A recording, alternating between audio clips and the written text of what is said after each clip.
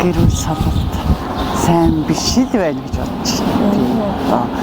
Одоо хань миний зөв сонгоог болоод тийм болов бас амьдралын байдал бас ямар байд юм бол та олон талын юм байдаг байх л да.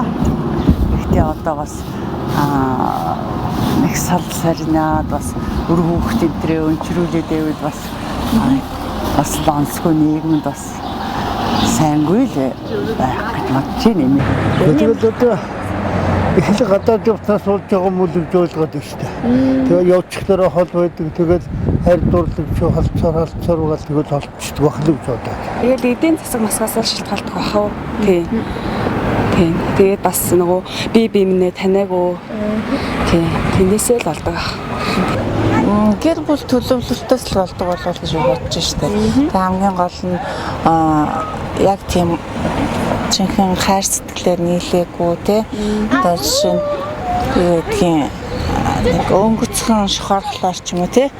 Тэгэл тэрнээсээ болоод бас яг нэг амьдрал дээр өөртөө айгуу сайн юу яч чадахгүй байх шиг нэг хүмүүс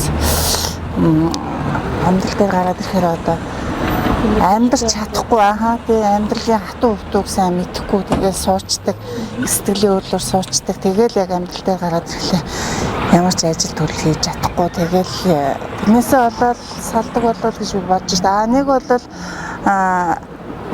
энэ манай Монголын амьдрал бас ямар байгаа лээ те.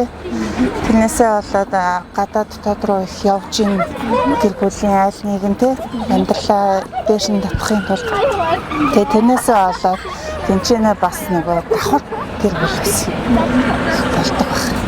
Би тэгж сонсч ирсэн тэрийг л ярьж байна. Ер нь бол тийм л байгаа шүү дээ тийм ээ. Уг нь одоо анхнаасаа сайн төлөвлөх хэрэгтэй байсан баг та тийм.